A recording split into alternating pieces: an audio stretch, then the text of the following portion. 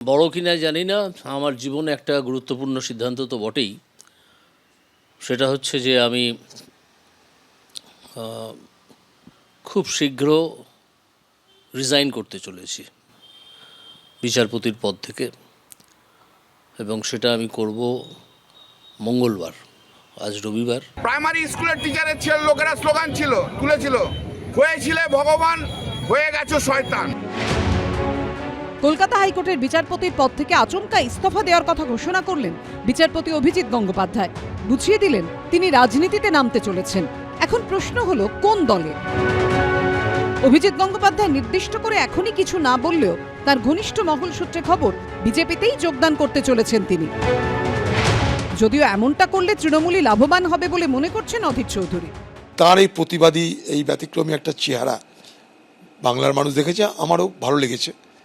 তার জন্য আমি তাকে একদিন বলেছিলাম যে আপনাদের মতন ব্যক্তিত্ব মুখ্যমন্ত্রী হন, আমরা সমর্থন করব। ধীরে ধীরে এই মুহূর্তে বিজেপির হয়ে লড়াই করেন না, সব থেকে সুবিধা হবে তৃণমূলের।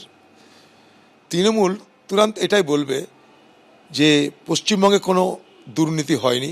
তার প্রমাণ এইটাই যে বিচারক দুর্নীতির বিরুদ্ধে কথা বলতো, সেই বিচারক বিজেপিতে গেল। অর্থাৎ তিনি বিজেপির হয়ে এতদিন বিচারপতি অবস্থায় থেকে তৃণমূলের বিরোধিতা করেছেন। এই ভালো মানুষগুলো আসলে বাংলা আবার সারা দেশের কাছে, সারা বিশ্বের কাছে এটা প্রমাণিত হবে যে বাংলার রাজনীতিটা শুধু গুরুচোর কয়লাচোরদের দিয়ে না, ভদ্রলোকেদের দিয়ে বাংলার রাজনীতি। যেই রাজনীতি উনি করুন না কেন, রাজনীতির মঙ্গল।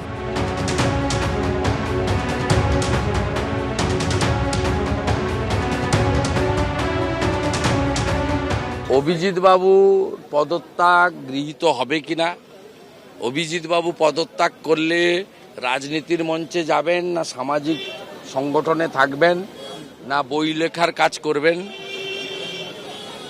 বা অরাজনৈতিক গণ আন্দোলন গড়ে তুলবেন, সেটা তার সিদ্ধান্ত।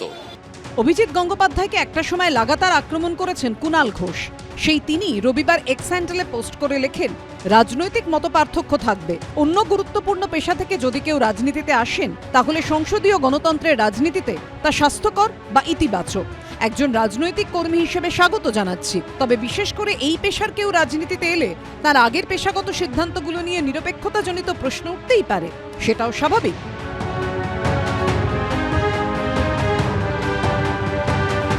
অত গুরুত্ব দেওয়ার মতন লোক অভিজিৎ বাবু বলে আমি মনে করি না। একজন বিচারপতি ভেবেছেন যে রাজনীতি করবেন, করলে ভালো, ইনসাফ হবে এবং তিনি করবেন সেই বিশ্বাস তৈরি করেননি। তিনি সেরকম আদেশ অনেক দিয়েছেন, অনেক মন্তব্য করেছেন, যাতে অনেকে হয়তো ভালো চোখে দেখেনি।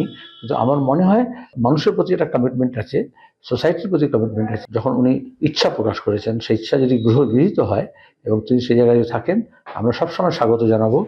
যে আন্দোলনকারী চাকরি প্রার্থীদের হয়ে আদালতে একের পর এক কড়া পর্যবেক্ষণ নির্দেশ দিয়ে গেছেন বিচারপতি, সেই আন্দোলনকারীরা এদিন দাঁড়িয়েছেন অভিজিৎ গঙ্গোপাধ্যায়ের পাশে।